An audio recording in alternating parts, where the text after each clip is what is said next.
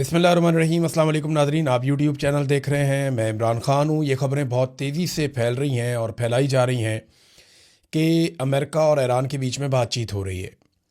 देखें, अमेरिका ने ये दावा किया है कि ये बातचीत का आगाज़ अमेरिका की जानिब से नहीं किया गया, ये आगाज़ ईरान की जानिब से किया गया।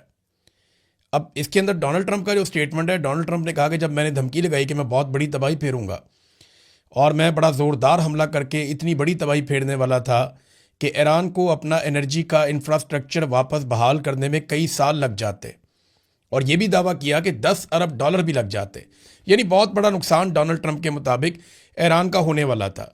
तो डोनाल्ड ट्रंप का कहना है कि उस नुकसान के डर से ईरान ने फौरी तौर पे खुद ही हमसे रब्ता किया, और हमने रब्ता नहीं किया।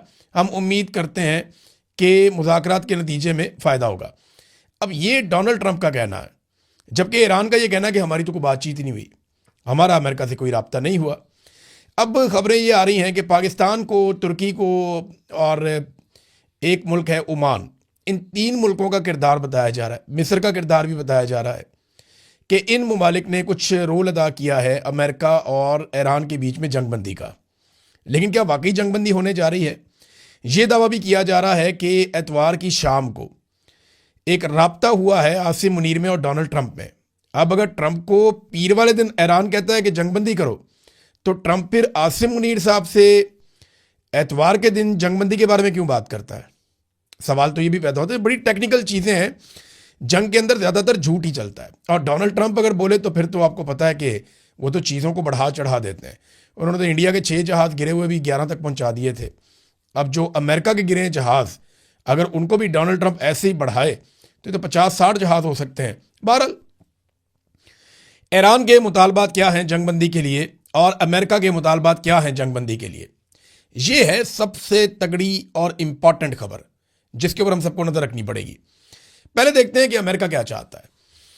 अमेरिका ने कहा कि डील करने के लिए या जंगबंदी करने के लिए या मामला ख़त्म करने के लिए ईरान को जो अफजूदा यूरेनियम है, जो यूरेनियम उसने तैयार की हुई है 60%, जिसको प्योरीफाई किया हुआ है ईरान ने, वो यूरेनियम अमेरिका के हवाले कर दे। किसी और को नहीं देनी, अमेरिका को देनी है वो यूरेनियम ईरान ने, जो 60% कारामद हो चुकी है, अफसूदा हो चुकी है। नंबर 1 शर्त यह है। नंबर 2 ये है कि आबना हुर्मुज़ को फौरी तौर पे ईरान को खोलना होगा और गैर मशरूत तौर पे खोलना होगा। ये जनाब 2 चीज़ें डोनाल्ड ट्रंप ने कही हैं कि उन्होंने कहा जी ईरान की एक बड़ी काबिल एहतराम ईरानी शख्सियत से हमारी बातचीत हुई है और उसका नाम नहीं बताना चाहते, लेकिन मुश्तबा खामनाई नहीं है जिनके साथ बातचीत हुई है। तो इस किस्म की बातें डोनाल्ड ट्रंप ने की हैं। लेकिन अब ये अमेरिका के मुतालबात 2 हैं, मैंने दोनों आपके सामने रख दिए। आबना हुर्मुज़ को फौरी तौर पर खोल दें। नंबर 2, जो यूरेनियम है वो अमेरिका के हवाले कर दी जाए। अब अमेरिका के मुकाबले में ईरान के मुतालबात आप देखिए कि वो क्या है। ईरान के मुतालबात भी बड़े क्लियरली सामने आए हैं। ईरान की जो शराइत है ना, वो पहले दिन से 3 शराइत चली आ रही हैं। अब इसके अंदर इक्का दुक्का चीज़ें और शामिल हो गई। एक तो ईरान ये कहता है कि ईरान को ईरान का हक दिया जाए, वो तजारत करना चाहे तो करने दें, उसके ऊपर जो पाबंदियाँ बिला वजह लगी हुई हैं वो ख़त्म की जाए, तो ईरान को उसको जीने का हक मिलना चाहिए। दूसरा, ईरान ये कहता है कि जो उसका नुकसान हुआ उसका अदाला किया जाए। अब उसका अलग अलग तखमीना लगाया जा रहा है, और कुछ दावे ये हैं कि ईरान 100 अरब डॉलर भी अमेरिका से मांग सकता है उस खसारे के नतीजे में, जो जंग के नतीजे में ईरान को हुआ है, जितना ईरान का नुकसान हुआ है। तो एक और ये है कि आबना हुर्मुज़ पे ईरान चाहता है कि उसका कंट्रोल है तो वो फीस भी वसूल करे, जैसा कि दुनिया की कई पानी के रस्तों के ऊपर ममालिक फ़ीस या टॉल वसूल करते हैं, वैसे ईरान चाहता है कि वो भी यहाँ पे गुजरने वाले बहरी जहाज़ों से फ़ीस वसूल करे। फिर ईरान एक और चीज़ चाहता है कि दोबारा जंग शुरू ना की जाए ईरान के साथ, इसके हवाले से कुछ मजबूत ज़मानतें दी जाएं। और ये भी ईरान चाहता है कि इसराइल जो है वो हिजबुल्लाह के ऊपर हमले भी ख़त्म कर दे, और खलीज में अमरीकी फ़ौजी अड्डों की बंदिश भी उसके मुतालबात में से एक मुतालबा है। और माली मुआवजा तो मैंने आपको पहले बता दिया कि ईरान का मुतालबा। अब देखें ना कितना फ़र्क है। अमेरिका कहता है यूरेनियम दो, आबना हुर्मुज़ खोलो। ईरान कहता है गारंटी दो, आइंदा हमला नहीं करोगे। नंबर 2, जो नुकसान किया उसका पैसा भरो। नंबर 3, हम पे कोई पाबंदी नहीं रहेगी।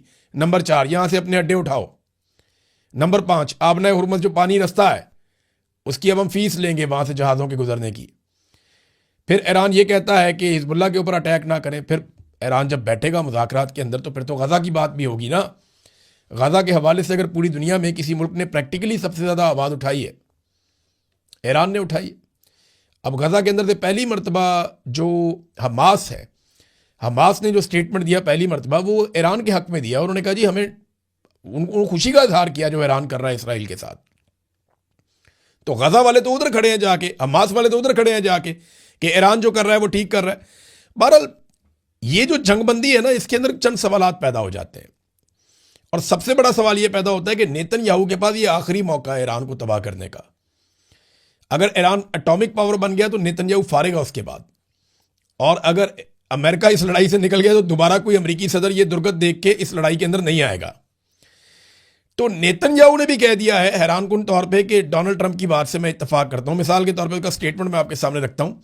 वो कहते जी मेरे दोस्त डोनाल्ड ट्रंप से मेरी बात हुई है और सदर ट्रंप का मानना है कि अब एक ऐसा मौका मौजूद है कि हम अजीम कामयाबियों से फ़ायदा उठाएं जो हमने अमरीकी फ़ौज के साथ मिलकर हासिल की हैं, ताकि एक ऐसे मुआहदे के ज़रिए जंग पर अहदाफ हासिल किए जा सके जो हमें हमारे मफादात का तहफ़्फ़ुज़ करे।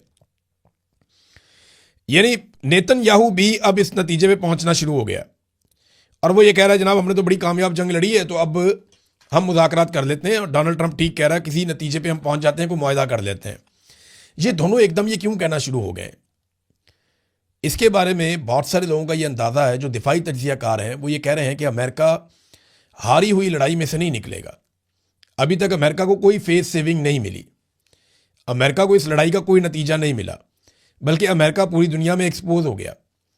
इसराइल का दिफाई निज़ाम, अमेरिका का दिफाई निज़ाम पूरी दुनिया के अंदर गंदा हो गया। अमेरिका के जो है वो 1.5 दर्जन के करीब तैयारे गिर गए हैं और लगातार उसे जंग में नुकसान हो रहा है। उसका बैरी जहाज़ जल रहा है पानी के अंदर, उसके इत्तेहादी उसको छोड़ गए हैं, कोई उसकी मदद करने के लिए नहीं आ रहा। डोनाल्ड ट्रंप इमदाद इमदाद चिल्ला रहा है, लेकिन उसके पुराने इत्तेहादी उसकी मदद नहीं कर रहे। ऐसी सूरत हाल में अगर अमेरिका इस जंग से निकल जाता है तो ये तो बड़ी सुबकी वाली बात हो जाएगी, बहुत शर्मिंदगी वाली बात हो जाएगी। तो दो ही रीज़न हो सकते हैं पाकिस्तान को बीच में डालने के। देखिए शहबाज शरीफ को अगर बीच में डाला है या आसिम मुनीर को, तो दो वजह हो सकती है ना। देखें ना, अगर सुपर पावर की सुपर पावरी हमारी मदद तक महदूद रह गई है तो फिर तो सुलह ही कर ले, इससे अच्छा है। यानी हम पाकिस्तान अब दुनिया को बचाएगा, दुनिया की मदद करेगा, अल्लाह करे वो दिन आ जाए, लेकिन इस वक्त तो पाकिस्तान अपने आप को नहीं बचा पा रहा। यानी हम दुनिया की सुलह कराने चले हुए हैं, पाकिस्तान के अंदर जो जंग चल रही है उसमें पाकिस्तान दहशतगर्दी की इतनी खौफनाक लपेट में है, उससे हम नहीं निपट पा रहे। हम दुनिया की हिफाजत कर रहे हैं, अपनी नहीं कर पा रहे। जो आलमी रैंकिंग आई है उसमें दहशतगर्दी में पाकिस्तान दुनिया में नंबर 1 हो गया है। हालांकि हमारे पास है फेवरेट फील्ड मार्शल, किसी और के पास नहीं है, लेकिन हमारी ऐसी दहशतगर्दी में हालत हुई है, दुर्गत बनी है कि पाकिस्तान दुनिया में पहले नंबर पर आ गया है दहशतगर्दी से मुतासिरा ममालिक में। हालत हमारी ये है। तो हम अमेरिका को कैसे बचा सकते हैं? बहरहाल अमेरिका को हम पे ये तो ट्रस्ट है कि ये अपने बंदे हैं, वफादार लोग हैं, जो बात करेंगे ये वो कह देंगे जाके, और हमारे बगैर ये नहीं चलेंगे। अब या तो डोनाल्ड ट्रंप को शटअप कॉल मिल गई है कि लड़ाई से भागो, बंद करो इसको, हम नहीं लड़ सकते, या फिर डोनाल्ड ट्रंप टाइम गेन कर रहा है। देखिए ना, सवाल ये पैदा होता है कि क्या आसिम मुनीर अमेरिका को एक फेस सेविंग लेकर दे सकते हैं? तो जवाब है कैसे। अमेरिका को फेस सेविंग लेकर देंगे तो ईरान के अंदर मामला नहीं बनेगा, ईरान को कुछ लेकर देंगे तो अमेरिका में मामला नहीं बनेगा। तो बीच का रास्ता कैसे निकलेगा, यह है सबसे बड़ा सवाल। वो ईरान है, वो तो जान पे खेल कर लड़ रहे हैं। वो कोई ऐसी कंट्री है, ऐसी नेशन तो नहीं है जो कहेंगे ठीक है हम लात नीचे रख लेते हैं। वो तो कहेंगे लात ऊपर रखनी है अपनी। तो ये किस तरीके से करेंगे? अरबों से भी मशवरा नहीं किया जब अमेरिका ने लड़ाई की थी। क्या ये गारंटी आसिम मुनीर साहब दे सकते हैं ईरान को कि अमेरिका दोबारा अटैक नहीं करेगा? पिछली मरतबा बरतानिया, उनका जो सबसे बड़ा इत्तेहादी था, वो मुज़ाकरात में शामिल था, वो कहता हमें भी पता नहीं चला इन्होंने जाके अटैक कर दिया, अरबों को पता नहीं चला इन्होंने जाके अटैक कर दिया। तो ये शिकवा तो उनके इत्तेहादियों का भी था। तो गारंटी देना भी बड़ा मुश्किल है, अमेरिका को फेस सेविंग लेकर देना भी बड़ा मुश्किल है। और अगर लेकर देनी है तो किस नौइयत की फेस सेविंग लेकर देनी है? बहुत अभी देखें ना, 4,500 अमरीकी फौजी रस्ते में जो मिडिल ईस्ट में आ रहे हैं। अब उनको पहुंचने में और सेटल होने में 4-5 दिन का टाइम चाहिए। तो 5 दिन तो मांग लिया डोनाल्ड ट्रंप ने, और वो इसको एक जंगबंदी समझ रहे हैं, लेकिन जंगबंदी हुई नहीं है। अभी भी ईरान जवाबी हमले कर रहा है, और ईरान के जवाबी हमलों के हवाले से इन्होंने 6 ड्रोन मारे हैं शाम के इलाके खराबुल जेर में, वहाँ पे एक 6 ड्रोन मारे गए हैं, वो वहीं से उड़े थे, लेकिन ईरान की हमायतियों ने मारे हैं। ईरान ने खुद नहीं मारे, वहाँ पे अमेरिकन फौजियों के नुकसानात का भी इतला मिल रही है। जबकि 3 बड़े हमले जो हैं वो ईरान ने अभी किए हैं, इसराइल पे और अमरीकी अड्डों पे, और उनकी जिम्मेदारी भी ईरान कबूल कर रहा है।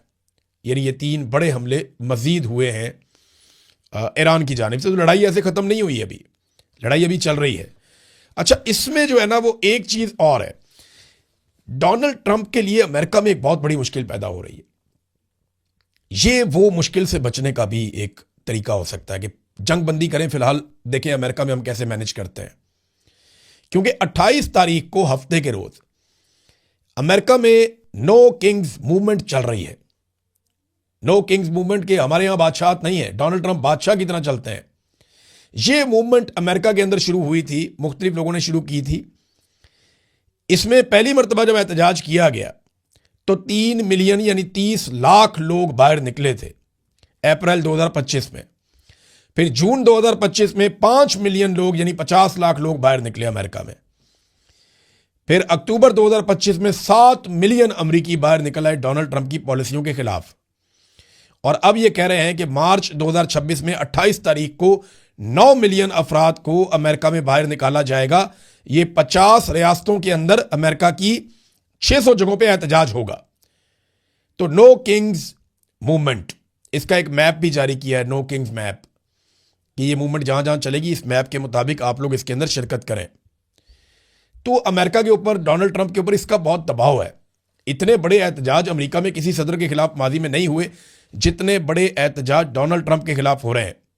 अब इनसे भी डोनाल्ड ट्रंप ने अपने आप को बचाना है, तो इसलिए शायद वो थोड़ा सा मिडिल ईस्ट से तवज्जो हटा के इस तरफ आया और फिर वापस वो लड़ेगा, क्योंकि बगैर फेस सेविंग के मुझे जाती तौर पे ऐसा नहीं लगता। देखिए, मेरा नुक्ता नज़र गलत भी हो सकता है, लेकिन अमेरिका की अगर पूरी तारीख आप देखें तो वो इस हजीमत और इस शर्मिंदगी के साथ नहीं निकलेगा। वो बहुत बड़ा कोई डिजास्टर ही कराएगा अमेरिका। यहां से इस तरह अमेरिका इस लड़ाई से निकलना बहुत मुश्किल है। हालांकि हर दफ़ा एक लड़ाई से बड़े लंबे अरसे के बाद अमेरिका बड़ी मुश्किल से ही निकला। फेस सेविंग किसी ने लेकर ही दी है तो लेकर दी है। पहले भी पाकिस्तान ने इनको अफगानिस्तान से फेस सेविंग लेकर दी थी, और अब क्या पाकिस्तान ईरान से इनको फेस सेविंग लेकर दे सकता है? देखिए ना, अरब ममालिक अब तैयारी कर रहे हैं कि हो सकता है वो भी इस लड़ाई का हिस्सा बन जाए। तो अगर वो इस लड़ाई का हिस्सा बन जाते हैं 5 दिन के बाद, तो ट्रंप के लिए तो बड़ा फायदा है इसमें। और इन 5 दिनों के अंदर हो सकता है कोई बहुत बड़ा फॉल्स फ्लैग ऑपरेशन हो जाए। ईरानी ये कहते हैं कि सऊदी अरब में आरामको जो एक ऑयल फील्ड है उसके ऊपर कोई बहुत बड़ा अटैक किया जा सकता है। उन्हें इस बात का खदशा है, जो ईरानी है बार बार कह रहे हैं कि कोई ना कोई फॉल्स फ्लैग ऑपरेशन करके ये सारे हमें मिलके पड़ जाएंगे। लेकिन देखते हैं कि क्या होता है। हमें ना सिचुएशन को साथ साथ आपको रिपोर्ट करना है। हम इसके बारे में प्रिडिक्शन कर नहीं सकते, जंग है ना, कभी पीछे हटना पड़ता है, कभी आगे आना पड़ता है। लेकिन डोनाल्ड ट्रंप ने एक चीज सीख ली है। ये अमेरिकन मीडिया में बातें हो रही हैं, वहां बहुत सारे लोग ये बात कर रहे हैं कि इन्होंने ये सीख लिया है कि कौन सा बयान देना है तो स्टॉक मार्केट ऊपर जाएगी, कौन सा बयान देना है तो स्टॉक मार्केट नीचे आएगी। ये बड़ी इंटरेस्टिंग सूरत हाल पैदा हो गई है। ट्रंप बयान देता है कि जनाब हम 5 दिन तक कोई अटैक नहीं करेंगे, बिजली घरों पे हमले नहीं करेंगे, तो स्टॉक मार्केट में $2 ट्रिलियन का, 2000 अरब डॉलर का इजाफा हो गया। स्टॉक मार्केट ऊपर चली गई। यानी जिन्होंने भी शेयर्स खरीदे हुए थे वो 2000 अरब डॉलर का मुनाफा कमा गए। लेकिन जैसे ही ईरानी हुकूमत ने कहा कि जनाब कोई हमारे राब्ते नहीं हुए, कोई मुज़ाकरात नहीं हुआ, तो $3 ट्रिलियन मार्केट से निकाल लिए गए। यानी जो $2 ट्रिलियन ऊपर गया था वो $3 ट्रिलियन मार्केट से निकाल लिया गया। ईरान की क्रेडिबिलिटी ऐसे लगता है कि डोनाल्ड ट्रंप या अमेरिका से ज्यादा है। लेकिन सवाल यह पैदा होता है कि ये स्टॉक मार्केट के उतार चढ़ाव में इस जंग के दौरान पैसा कौन बना रहा है ना बड़ा खेल।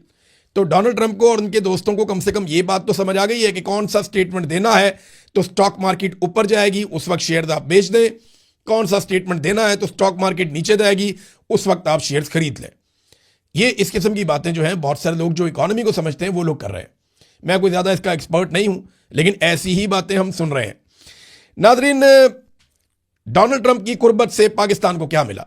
एक बड़ा सवाल यह है। बहुत सारे लोग पाकिस्तान में बगले में जाते हैं कि ट्रंप पाकिस्तान की बात करता है, फेवरेट फील्ड मार्शल कहता है। क्या मिला?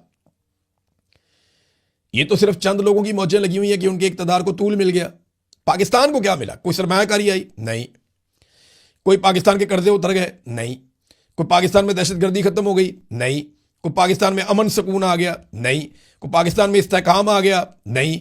कोई बैरून मुल्क से बहुत सारा पाकिस्तान में मालो दौलत आ गया? नहीं। क्या बाहर से बहुत सारे सयाह पाकिस्तान में आ गए? नहीं। और पाकिस्तान को कुछ टके का फायदा भी तो हो। इसका फायदा तो फील्ड मार्शल को और उनके चंद लोगों को है जो जबरदस्ती आकर इक्तदार में बैठे हुए। फील्ड मार्शल ने क्या किया? उन्होंने अपना फील्ड मार्शल का ओहदा ले लिया, ताहयात इस्तिस्ना ले लिया और 5 साल की एक्सटेंशन ले ली। फायदा ही फायदा। शहबाज शरीफ बगैर हुकूमत के इक्तदार में आगे बैठ गया, बगैर अवामी वोटों के आगे इक्तदार में बैठ गया और चौड़े होकर अपनी हुकूमत गुजार रहा है और अपने मुखालिफ इमरान खान को इन सब ने मिलकर जेल में डाला। फायदा तो इन चंद लोगों को, पाकिस्तान को तो कोई फायदा ही नहीं है। ना हमारी गुर्बत कम हुई, ना हमारी महंगाई कम हुई, ना हमारी बेरोजगारी कम हुई, ना हमारी मीशत बेहतर हुई, ना हमें दुनिया को कर्जे दे रही है, ना दुनिया कोई हमारी इमदाद कर रही है, ना हमारे मामलात बेहतर हो रहे हैं। कुछ भी बेहतर नहीं हो रहा। तो हमें सरमायाकारी भी नहीं आ रही। तो हमें, और बल्कि अमेरिका ने इंडिया पे पाबंदी नहीं लगाई, हमारे लोगों के वीजा पे पाबंदी लगा दी। हमें तो फायदा नहीं हुआ। इंडिया को इजाजत दी कि आप रशिया से सस्ता तेल ले लें, हमें नहीं देते। यानी फायदे तो इंडिया को हो रहे हैं, हमें फायदे नहीं हो रहे। लेकिन हमारे चंद लोगों, लेकिन अमेरिकन को यह समझ आ गई है कि इनके चंद लोगों को राजी रखो, उनको इक्तदार में रखो, इनसे जो मर्जी काम करवाओ। इंडिया को आपको बड़ा बेनिफिट देना पड़ेगा अगर उनके साथ आपने ताल्लुक चलाना है। तो ये मिलिट्री एस्टेब्लिशमेंट की हरकतों की वजह से ना हमारी फौज भी बदनाम होती है। ये देखें ना, ये एक वीडियो में देख रहा था अस्तोर में, ये छोटी सी वीडियो दिखा भी देते हैं आपको, एक क्लिप थोड़ा सा। अस्तोर में पाक फौज के हक में एक शानदार रैली निकली है। इसमें जनाब 2 थानों की पुलिस है, साथ कोई सिक्योरिटी के लोग हैं, दूसरे सादा कपड़ों में कुछ सरकारी मुलाजिम भी हैं और चंद सहाफ़ी भी हैं।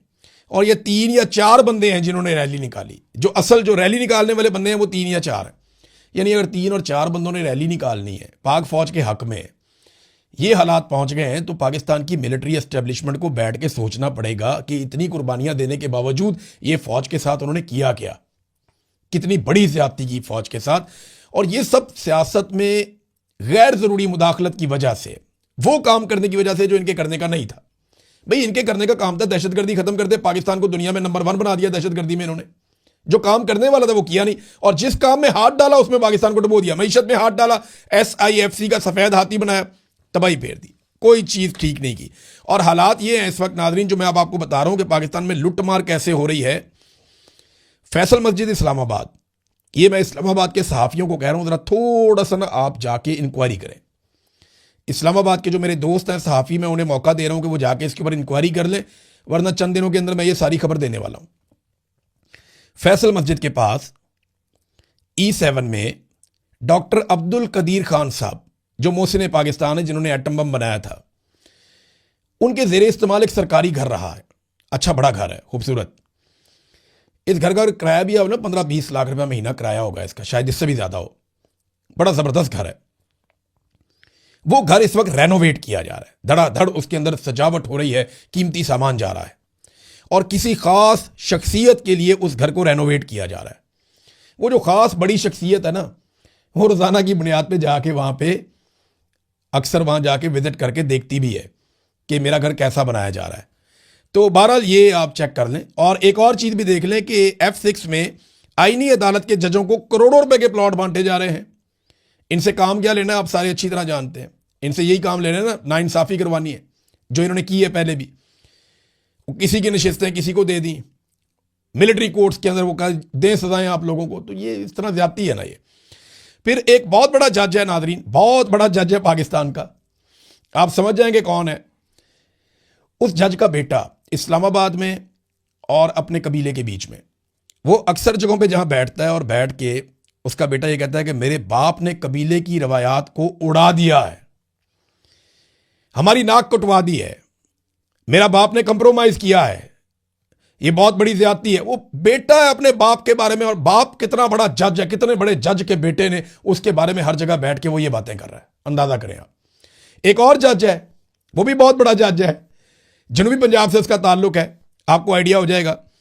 तो ये जो जज है ना, ये बहुत बड़ी अदालत में बैठता है। इसके 2 भाई हैं, वो हर महफिल के अंदर जाके क्या कहते हैं कि हमारा जी ऐलान ला ताल्लुक ही है इस बंदे के साथ, ये बंदे ने तो सानू जलील करवा देता है, ना इंसाफी की थी, बड़ी ज्यादती की थी, हमारे से कोई ताल्लुक नहीं है। ये जजेस अपने घरों में अकेले हो रहे हैं, इनको पहचाने आप। जो लोग इंसाफ दे सकते हैं उन्होंने इंसाफ नहीं दिया। मैं चंद जजेस के बारे में मुझे बड़ा शिकवा है, यानी पाकिस्तान के जो चीफ जस्टिस हैं उनसे शिकवा है कि वो इंसाफ दे सकते थे या अफरीदी साहब, उन्होंने नहीं दिया।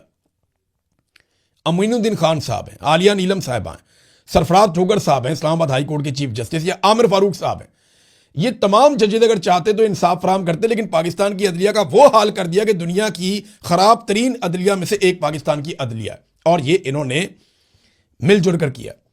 एक और चीज नाजरीन, मैं थोड़ा पेट्रोल के बारे में बात करूंगा लेकिन टाइम काफी हो गया। नेक्स्ट वीलॉग में मैं आपको बताऊंगा कि पेट्रोल के मामले में पाकिस्तान पे क्या वारदात डाली जा रही है। लेकिन एक चीज शाबाश देनी है खैबर पख्तूनख्वा की हुकूमत को कि 10 घंटों में उन्होंने 11 लाख पौधे लगाए।